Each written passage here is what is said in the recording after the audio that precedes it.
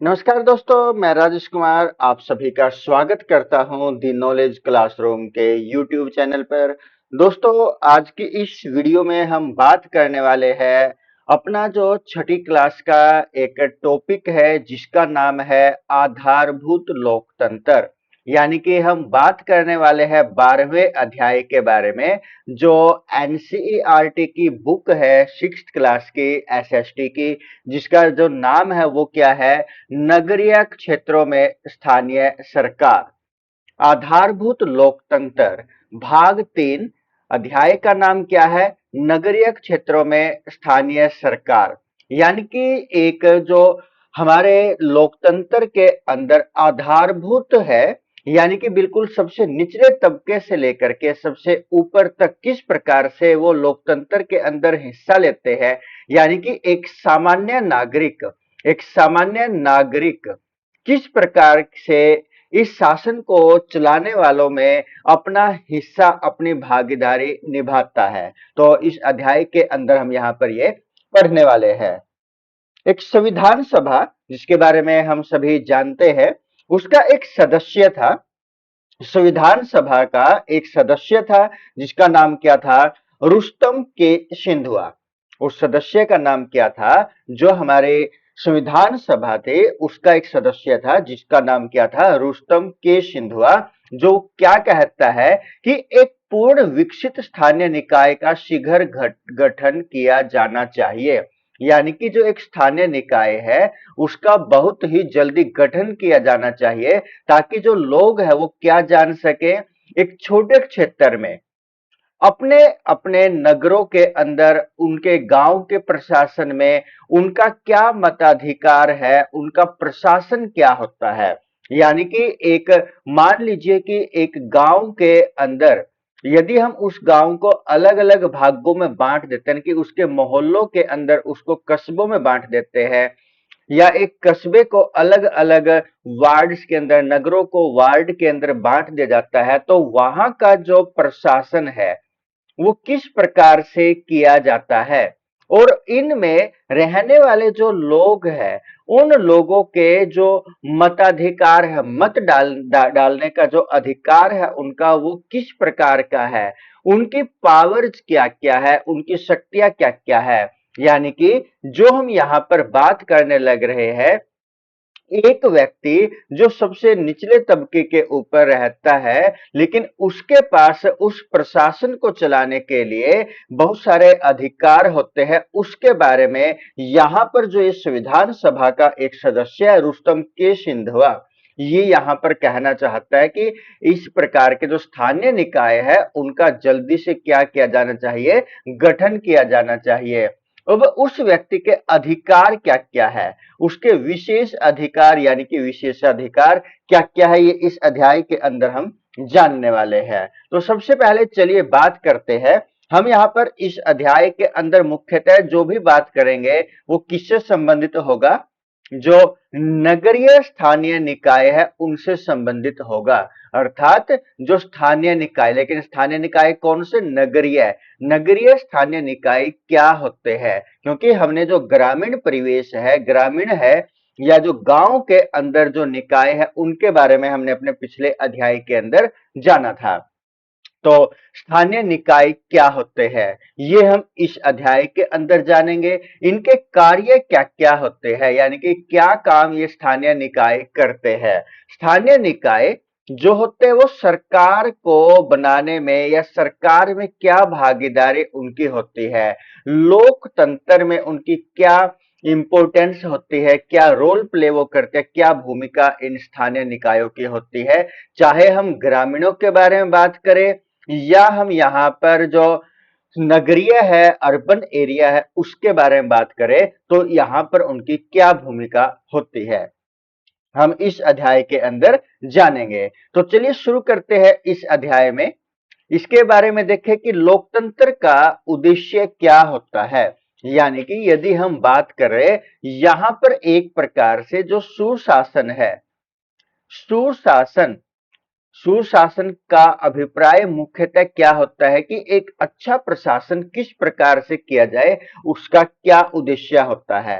यानी कि इसका मुख्यतः उद्देश्य क्या होता है, नागरिकों को सशक्त बनाना होता है। यानी कि नागरिकों को शासन में भागीदारी देना, नागरिकों को क्या करना, शासन करने में भागीदारी देना। उनका भी, उनको लगना चाहिए कि हमारा भी इस देश को चलाने में, इसके शासन को चलाने में हमारा भी कुछ ना कुछ हिस्सा है। जो है कि वो किस प्रकार से ये क्रिया करते हैं, अपनी वोट दे करके, वोट के माध्यम से वो क्या करते हैं, अपने इस अधिकार का, मत के अधिकार का प्रयोग करते हैं और अपनी हिस्सेदारी इस लोकतंत्र के अंदर दिखाते हैं। ग्रामीण क्षेत्रों में जिस प्रकार से जो पंचायती व्यवस्था होती है, गांव के अंदर जो व्यवस्था है उसको कंट्रोल करने का, उसके ऊपर निगरानी करने का, उसको प्रबंधित करने का जो मुख्यतः जिम्मेवारी होती है वो ग्राम पंचायत की होती है। उसी प्रकार नगरीय क्षेत्रों के अंदर जो नगरीय स्थानीय निकाय होती है, अर्बन लोकल बॉडीज होती है, वो भी यहाँ पर कार्य करते हैं।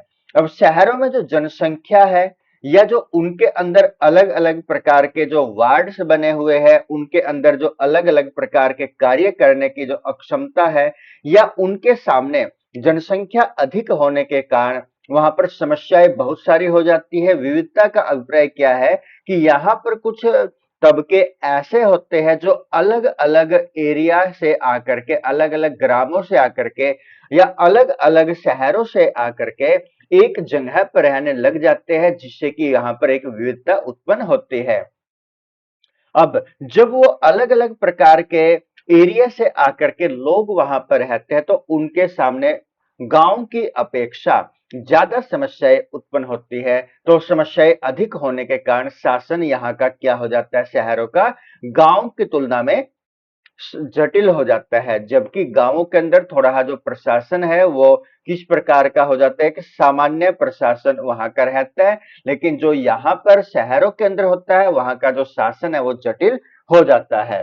अब यहाँ पर देखते हैं कि जो सरकार है, जब हम यहाँ पर एक स्थानीय सरकार के बारे में जानेंगे, उससे पहले हम किसके बारे में जानेंगे, एक संघीय सरकार के बारे में हम यहाँ पर जानने की कोशिश करेंगे।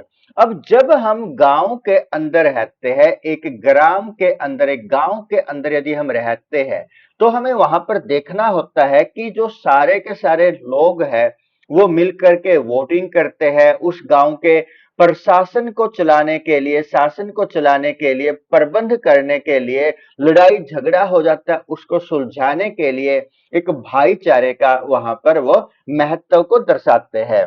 और जिस प्रकार से वो गांव के प्रशासन को करने में अपनी भागीदारी दिखाते हैं, इसी को हम यहाँ पर क्या बोल सकते हैं, सहभागी, सहभागी लोकतंत्र बोल सकते हैं। क्या बोला जा सकता है, सहभागी लोकतंत्र इसको हम कह सकते हैं।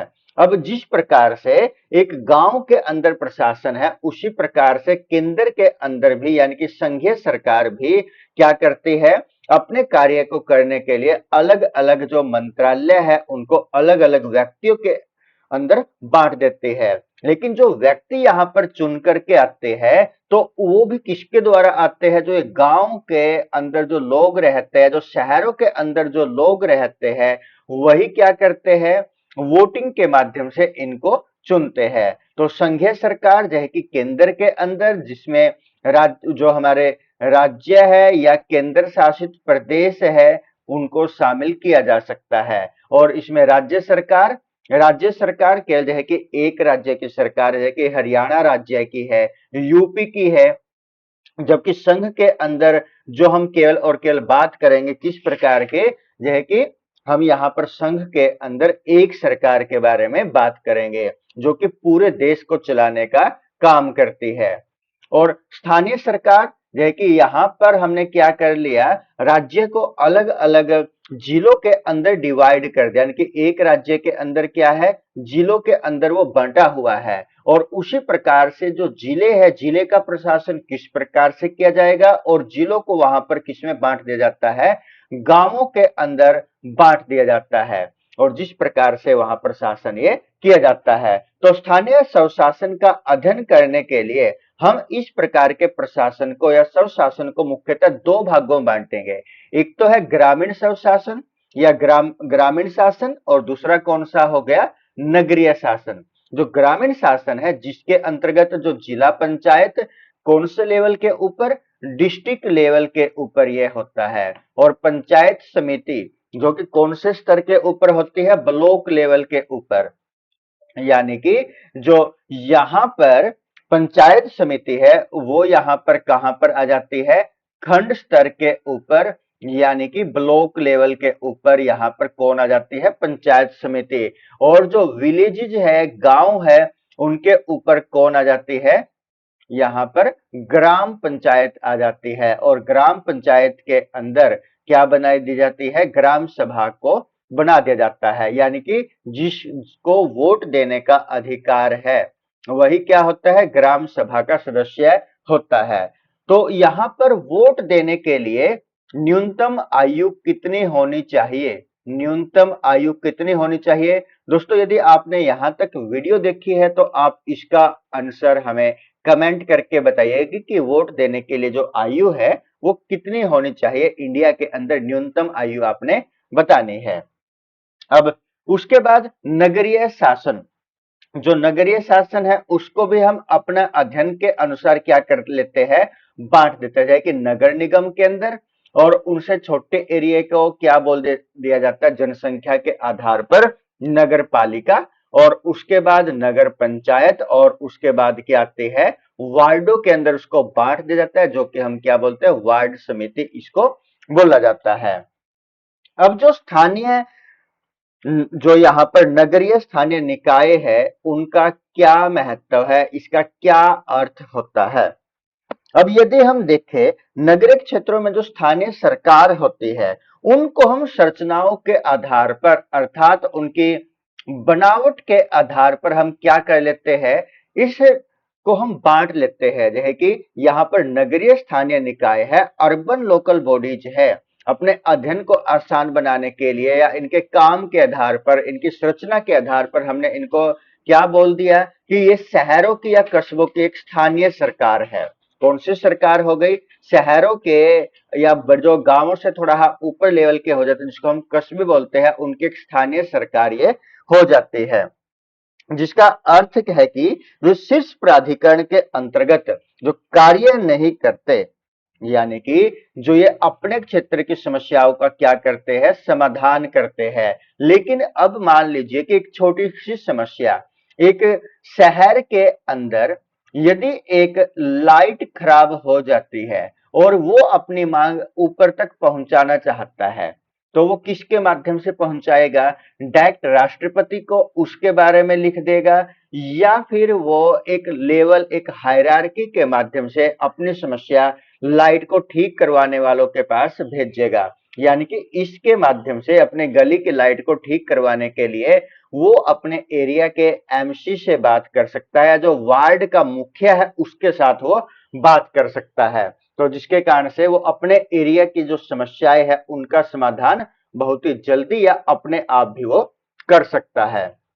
नागरिकों के निकट शासन व्यवस्था, यानी कि जो नागरिक है उन्हीं के अंदर से कुछ व्यक्तियों को वोट के माध्यम से चुन लिया जाता है, जो समय आने पर जो अपने एरिया की कुछ सामान्य समस्याएं होती है उनका वो आसानी से हल कर सकते हैं, उनका समाधान कर सकते हैं। अब जो बात आती है कि जो नगरीय स्थानीय निकाय होते हैं उनका मुख्य एम क्या होता है, उनके जो मुख्य उद्देश्य है वो क्यों उनको बनाया जाता है।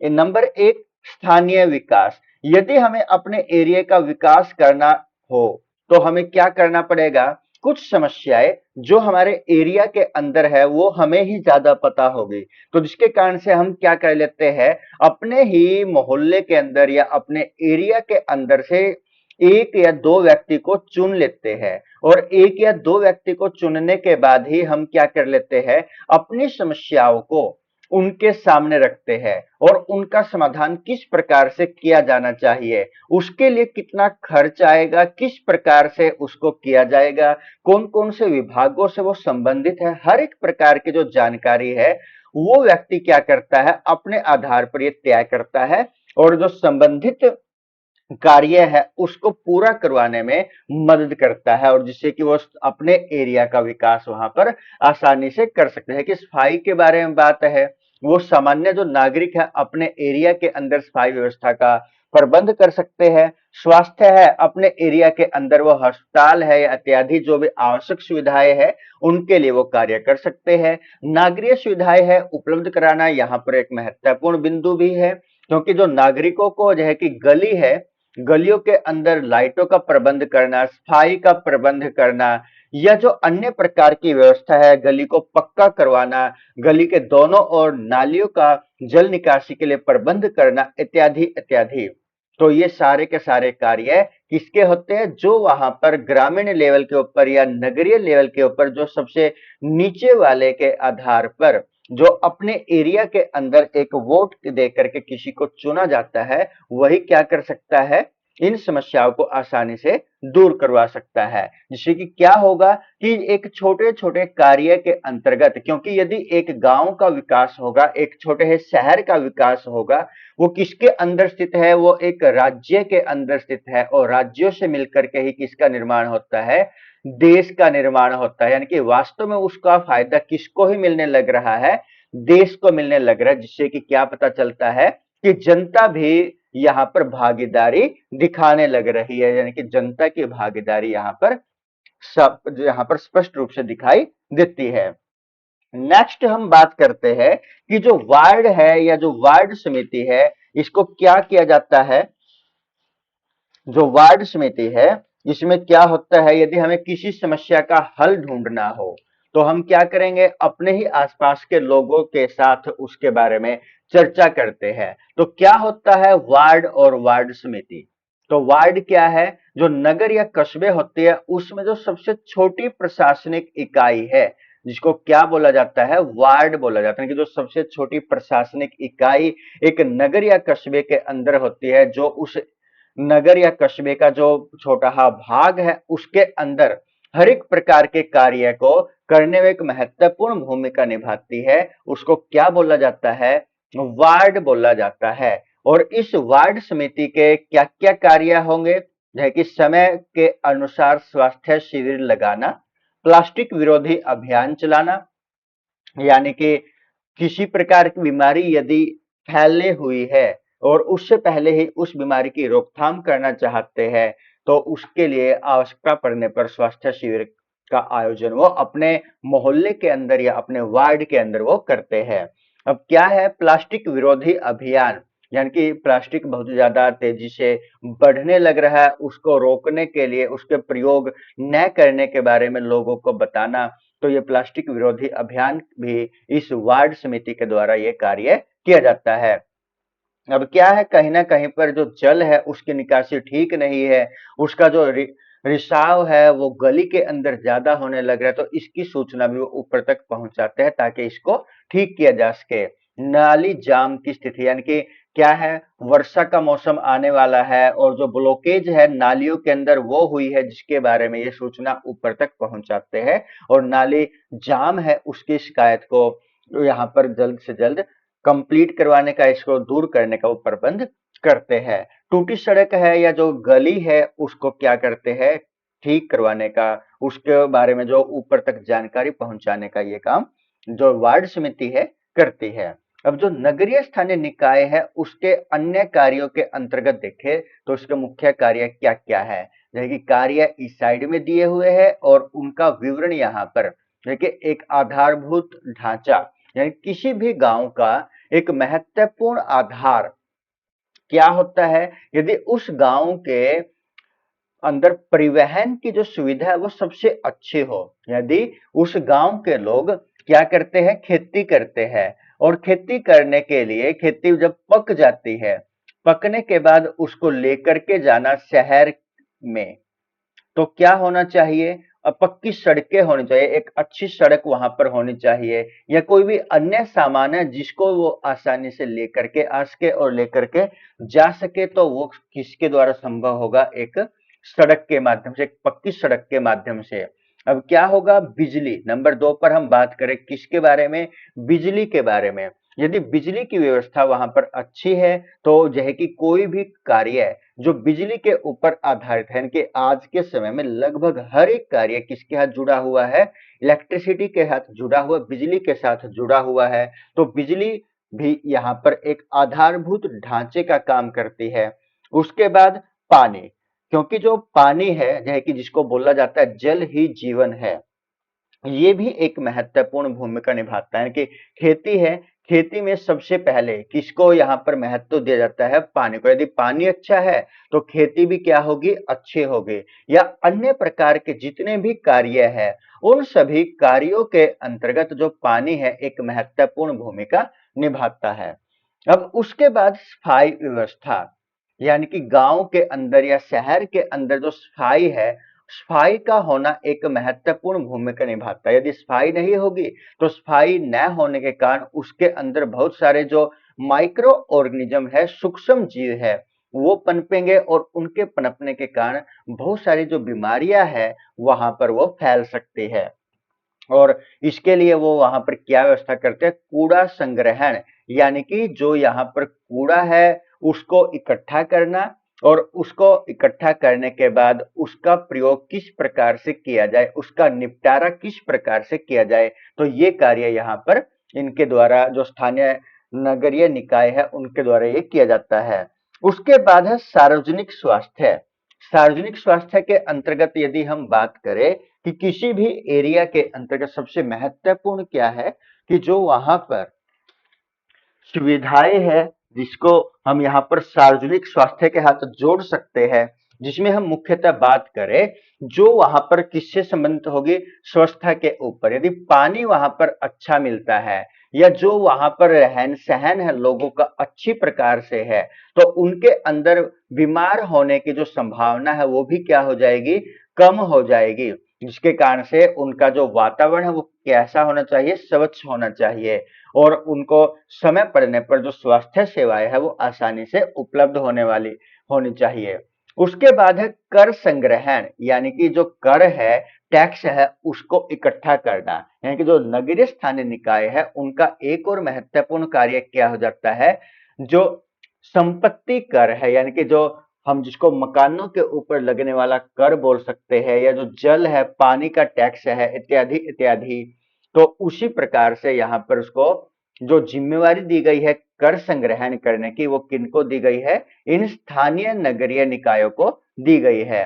अब जो सरकारी योजनाएं सरकार के द्वारा राज्य स्तर के ऊपर या फिर केंद्र स्तर के ऊपर यदि कोई भी सुविधाएं आती है, आम लोगों के लिए कोई भी योजना तैयार की जाती है, तो उन योजनाओं के क्रियान्वयन के लिए कि आम लोगों तक उसको पहुंचाने की जो जिम्मेवारी होती है इन्हीं स्थानीय निकायों के होते हैं, जिससे कि वो आम लोगों को इसके बारे में, इन जो सुविधाएं है इनके बारे में वो अवगत करवाते हैं।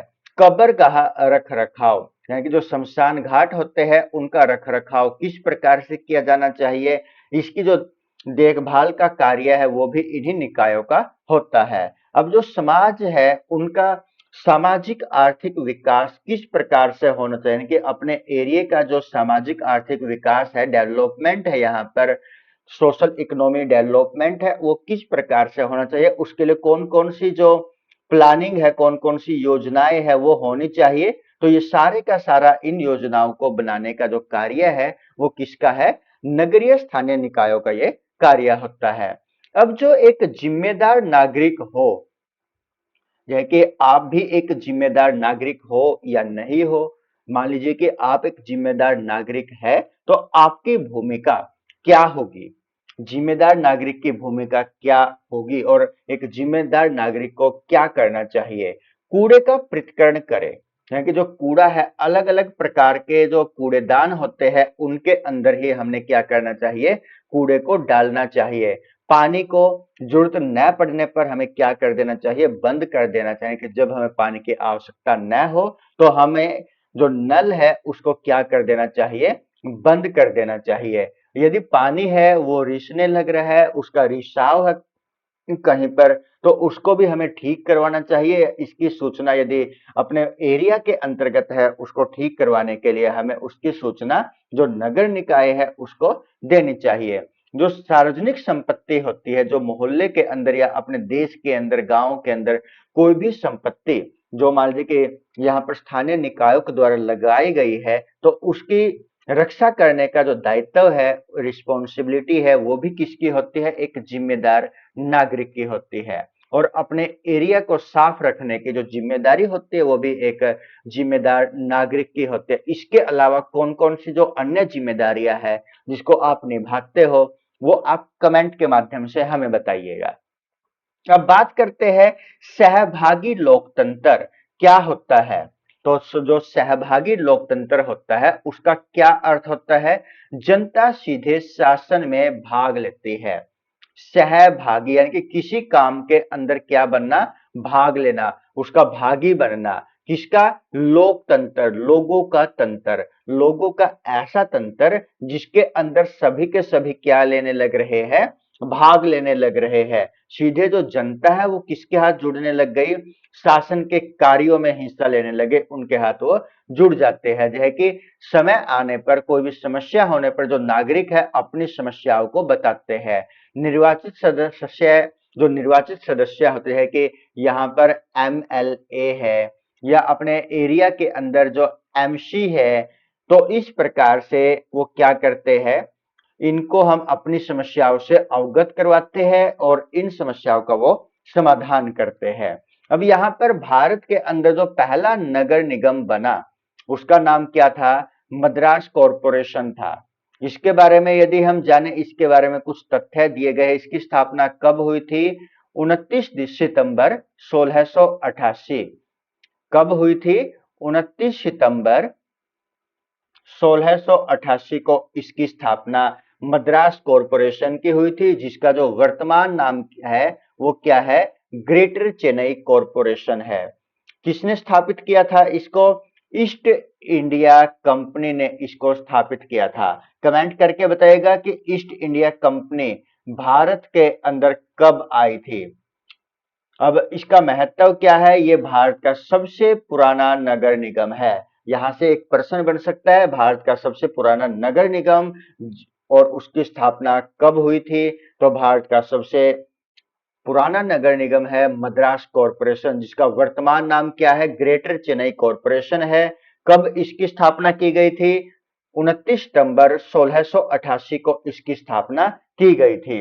अब जो इसका महत्व है एक और क्या है कि जो ये 1792 के अधिनियम से स्थानीय कर लगाने की शक्ति, यानी कि जो अपने एरिया के अंदर इसको क्या पावर मिल गई थी कि क्या लगा सकता था? टैक्स लगा सकता था। आगे बढ़ते हैं और स्थानीय निकायों के प्रकारों के बारे में बात करते हैं। स्थानीय निकायों को प्रकार या किसके आधार पर? जनसंख्या के आधार पर हम इन निकायों को कितने भागों में बांट सकते हैं? मुख्यतः 3 भागों में, अपने अध्ययन को आसान बनाने के लिए। नंबर 1, जहां पर जनसंख्या 10 लाख से ज्यादा हो, 10 लाख प्लस की जनसंख्या यदि हो तो उसको क्या बोला जाएगा? नगर निगम या महानगर निगम इनको बोला जाएगा। और जिसकी जो जनसंख्या 1 लाख से 10 लाख के बीच में हो तो उसको क्या बोला जाएगा? नगर पालिका बोला जाएगा। और 1 लाख से कम यदि जनसंख्या हो तो उसको क्या बोला जाएगा? नगर पंचायत इसको बोला जाएगा। 10 लाख से ज्यादा है तो महानगर निगम या नगर निगम इसको बोला जाएगा। 10 लाख से और जो ज्यादा से ज्यादा 10 लाख और कम से कम 1 लाख की जनसंख्या हो उसको क्या बोला जाएगा? नगर पालिका। और 1 लाख से कम जनसंख्या वाले एरिया को क्या बोला जाएगा? नगर पंचायत बोला जाएगा। तो दोस्तों, आज के इस अध्याय में हमने जो देखा है वो क्या क्या है, उसको और एक बार हम देख लेते हैं कि जो नगरीय स्थानीय निकाय है वो शहरों का प्रशासन चलाते हैं। यानी कि जो जिस प्रकार से जो ग्रामीण स्थानीय निकाय है वो कहाँ का प्रशासन चलाएंगे? गांवों का प्रशासन वो चलाएंगे। जो ग्रामीण स्थानीय निकाय होते हैं, ग्राम पंचायत है इत्यादि है, वो गांवों के प्रशासन को, जो गांव ग्राम है, ग्रामों के प्रशासन को वो चलाते हैं। और उसके बाद यदि हम बात करें जो वार्ड समितियां हैं, वो स्थानीय समस्याओं पर चर्चा करती है। यानी कि देखिए, एक जो कस्बा है या एक शहर है, उस शहर को क्या कर लिया गया, उसको मान लीजिए कि हमने 10 बराबर भागों में बांट लिया। तो 10 बराबर भागों में बांटने पर उसको क्या नाम दे दिया गया, उसको हमने वार्डों के अंदर बांट दिया। और जो ये 10 वार्ड है, इनमें से एक व्यक्ति को भी चुन लिया गया, जिसको हम यहाँ पर मुख्यतः क्या बोल सकते हैं, एमसी या पार्षद के नाम से जानते हैं। तो जो क्या करेंगे यहाँ पर, जो अपने एरिया के, मान लीजिए कि एक पार्षद है यहाँ पर जिसका नाम ए है, वो अपने एरिया की समस्याओं को सुनेगा। यानी कि जो यदि लोगों को इस एरिया के अंदर कोई भी समस्या होगी, कोई भी उसको मान लीजिए डॉक्यूमेंट तैयार करवानी है, या जो है कि उसको अपने जन्म प्रमाण पत्र बनवाना है, या उसको अपने रेजिडेंस सर्टिफिकेट बनवाना है, या जाति प्रमाण पत्र इत्यादि बनाना है, तो वो क्या करेगा, वो अपने एरिया के एमसी से हस्ताक्षर करवा करके ही उसको कंप्लीट करवा सकता है। जिस प्रकार से जो ये सारी की सारी समस्याएं हैं, इन समस्याओं का समाधान मुख्यतः ऊपर तक पहुंचाने का कार्य किसका होगा, इस एमसी का होगा। उसी प्रकार नागरिकों की भागीदारी लोकतंत्र को मजबूत बनाती है। यानी कि जो ये नागरिक है, इन नागरिकों की जो भागीदारी है, इस लोकतंत्र को मजबूत बनाने का काम करेगी। यानी कि जिस प्रकार ये क्या करेगा, ये अपने एरिया की समस्याओं को दूर करने का काम करेगा। इसका मतलब क्या हो गया, प्रत्यक्ष या अप्रत्यक्ष रूप से जो इस एरिया के व्यक्ति है, जो यहाँ पर वोट डाली थी जिन्होंने, या जो भी इसके अंदर रहने लग रहा है, वही क्या करने लग रहे, उन्होंने इस एक व्यक्ति को पूरी पावर दे दी, उसको चुन लिया कि अब आप आगे भी इन व्यक्तियों का प्रतिनिधित्व कर सकते हैं। मान लीजिए कि इस व्यक्ति को 100 व्यक्तियों ने, जो इस एरिया के अंदर 100 व्यक्ति रहते हैं, तो 100 व्यक्तियों ने इस 101वें व्यक्ति को चुन लिया और इसको क्या बोल दिया कि आपके पास हमारी तरफ से पूर्णतः अधिकार है, आप डिसीजन ले सकते हो अपने एरिया की समस्याओं को दूर करने में। तो इससे क्या होगा, लोकतंत्र के अंदर किसने भाग ले लिया, इन 100 व्यक्तियों ने भाग ले लिया, जिससे कि लोकतंत्र क्या बन जाता है, मजबूत बन जाता है।